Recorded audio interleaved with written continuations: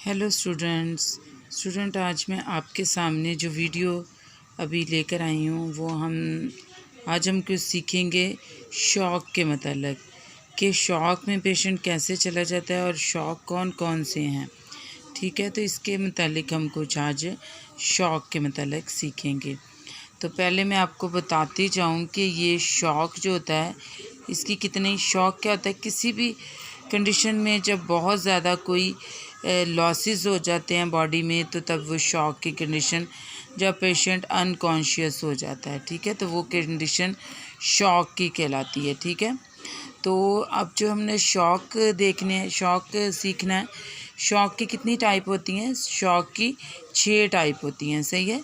तो इनको बारी बारी जो है हम सबको डिस्क्राइब कर लेते हैं। तो जो सबसे पहला जो टाइप है हमारे सामने वो आती है हाइपोवोलेमिक शॉक, सही है। तो जैसे कि ये लिखा ही हुआ है ब्लड और फ्लूइड लॉस, यानी कि ये बहुत ज़्यादा जब ब्लड लॉस हो जाता है या फ्लूइड लॉस हो जाता है तो उसकी वजह से हाइपोवोलेमिक शॉक होता है। तो इसकी जो है कॉमन कॉजेज़ क्या क्या होती हैं ये शॉक की? ब्लीड इसमें होता है कि बहुत ज़्यादा मेजर जो हैं ब्लड वेसल्स जो हैं वो क्या कर जाते हैं, ब्लीड कर जाते हैं, बस्ट हो जाते हैं। तो तब बहुत ज़्यादा जो ब्लीडिंग हो जाती है उस सूरत में हाइपोवोलेमिक शॉक हो सकता है। या फिर ब्लीडिंग रिलेटेड टू प्रेगनेंसी का मतलब ये है कि पीपीएच में या एपीएच में बहुत ज़्यादा ब्लीडिंग हो जाना, तो तब भी जो पेशेंट है वो हाइपोवोलेमिक शॉक में जा सकती है। ठीक है, फिर उसके बाद आ जाता है हमारे पास एक और थर्ड कॉज के सीवियर वॉमिटिंग एंड डायरिया की सूरत में। ठीक है, फिर और कौन सी इसकी कॉज आ जाएगी? बर्न जब पेशेंट हो जाता है तब भी बहुत ज़्यादा जो है उसकी बॉडी में ब्लड वो फ्लूइड के लॉस हो जाता है। आपको पता है कि हमारा जो पूरी बॉडी है वो 75% पानी है उसमें, तो बहुत ज़्यादा जब इससे भी लॉस होने की वजह से भी पेशेंट हाइपोवोलेमिक शॉक में जा सकता है। सेकंड टाइप आ जाती है हमारे पास कार्डियोजेनिक शॉक। कार्डियोजेनिक शॉक जो होता है, जैसे कि ये हमारे पास सामने नज़र ही आ रहा है, नाम से भी जो है वो जाहिर हो रहा है कि कार्डियक अटैक और कार्डियक फेलियर में कार्डियोजेनिक शॉक हो सकता है। इसके अलावा और कौन कौन सी कॉजेज़ होती हैं कार्डियोजेनिक शॉक की? तो इसकी कुछ कॉजेज़ जो यहाँ पर नहीं लिखी वो भी मैं आपको एक्सप्लेन कर देती हूँ कि इसकी जो कॉजेज़ होती हैं वो होती है मायोकार्डाइटिस, इन्फ्लामेशन ऑफ दी जो है इन्फ्लामेशन ऑफ दी मायोकार्डियम, यानी कि हार्ट की लेयर है, जब इसमें कुछ इन्फ्लामेशन उसके मसल्स में हो जाती है तो तब भी पेशेंट क्या है, शॉक में जा सकता है।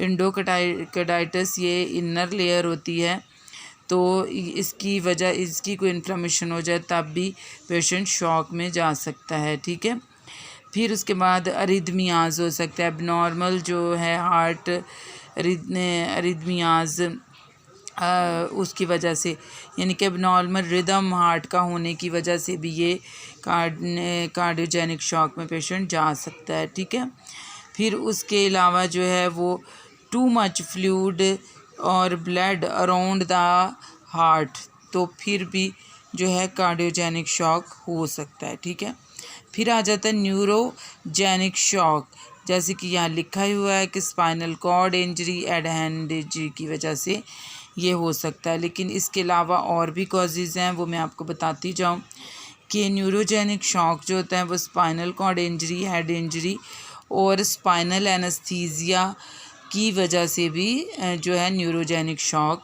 हो सकता है। ठीक है, फिर आ जाता है एनाफिलाइटिक शॉक। ये एनाफिलाइटिक शॉक जो है ये एक एलर्जिक रिएक्शन है, is rare but severe allergy reaction that can be deadly if you don't treat it right way। अगर सही तरीके से, ये बहुत कम होता है लेकिन ये कि अगर सही तरीके से इसको ट्रीट ना किया जाए तो क्या डेथ भी वाक़या हो सकती है।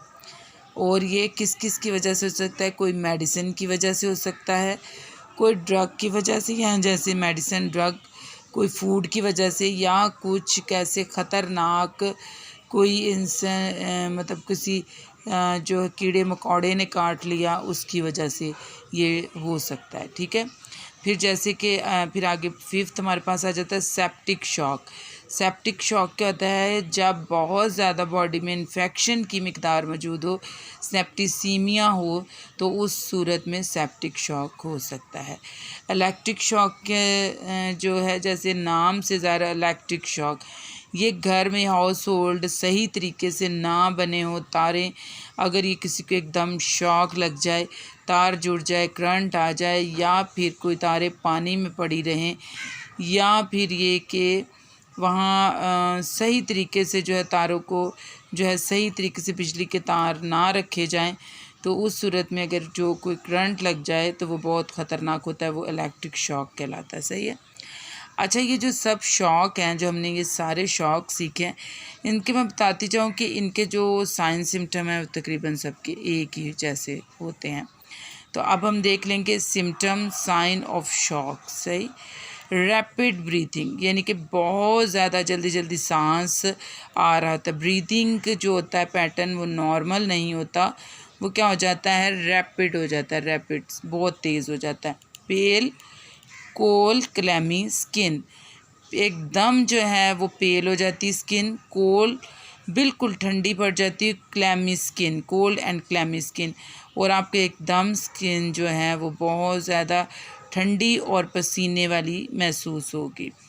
रैपिड बट वीक पल्स, तेज़ होती है पल्स लेकिन ये कि बहुत वीक पल्स होती है। सही है। Blue lips and finger nails, यानी कि जो लिप्स हैं एंड फिंगर्स हैं, और फिंगर और नेल जो हैं वो एकदम क्या हो जाएंगे? ब्लू हो जाएंगे साइनस होने की वजह से। फिर डेजीनेस हो जाएगी। सही है। लाइट हेडनेस हो जाएगी और फेयरनेस हो जाएगी, यानी कि चक्कर, मतलब अजीब सी कोई कॉन्शियसनेस नहीं होगा, कुछ नज़र आना बंद हो जाएगा, धुंधलापन हो जाएगा, कंफ्यूज। ज़ाहिर बात है कि जब इतना कुछ हो गया तो इसमें पेशेंट कंफ्यूज हो जाएगा, उसको कुछ समझ नहीं आ रही कि उसके साथ क्या हो गया। डिक्रीज और नो यूरिन आउटपुट, कभी कभार यूरिन बहुत कम आता है और कभी कभार बिल्कुल आना बंद हो जाता है शॉक की कंडीशन में। प्रोफ्यूज स्वेटिंग मोर स्किन, यानी कि जैसे मैं आपको बता चुकी हूँ कि स्वेट करेगी स्किन, गीली हो जाएगी, पसीने आने शुरू हो जाएंगे। सही। अनकॉन्शियस कंडीशन हो जाएगी, यानी कि क्या हो जाएगा कि पेशेंट को कोई कॉन्शियस नहीं रहेगा, अनकॉन्शियस हो जाएगा। एंजाइटी मतलब इसमें रिलेटेड हो जाएगी, रेस्टलेस हो जाएगा पेशेंट अगर थोड़ा कॉन्शियस है तो, वरना तो अनकॉन्शियस पेशेंट हो जाएगा। फिर उसके बाद अब इसकी ट्रीटमेंट की बात कर लेते हैं। तो depend upon type of shock, अब हमें उसी तरीके की ट्रीटमेंट देनी पड़ेगी जौन सी टाइप का जो है हमारे पास शॉक मौजूद है। हाइपोवोलेमिक है तो फिर उसके मुताबिक हमें फ्लूइड रिप्लेसमेंट करना पड़ेगा। कार्डियोजेनिक है तो फिर फौरी तौर पर जो है पेशेंट कार्डियक अरेस्ट में क्या है, तो फिर उसके बाद हमें उसके मुताबिक हमें फौरी तौर पर कार्डियक की केयर देनी पड़ेगी। तो ये जो हैं ये मुख्तलिफ शॉक्स थे जिनके बारे में अक्सर स्टूडेंट पूछते हैं कि हमें शॉक के बारे में बताएं कि शॉक कितनी टाइप के होते हैं। तो ये मैंने आपको बता दिए हैं कि ये शॉक कितनी टाइप के होते हैं और इनके साइन सिम्टम्स क्या होते हैं, और ट्रीटमेंट अकॉर्डिंग टू जो भी डिपेंड करता है कि जो शॉक आगा उसके मुताबिक हम उसको किस तरीके से ट्रीट करेंगे। थैंक यू स्टूडेंट्स, आपने वीडियो को जो है बड़े गौर से देखा, और जो है ये आप और भी स्टूडेंट के साथ शेयर कर सकते हैं। तो अगर आपको कोई इससे क्वेश्चन हो तो आप कमेंट्स में पूछ सकते हैं। Thank you.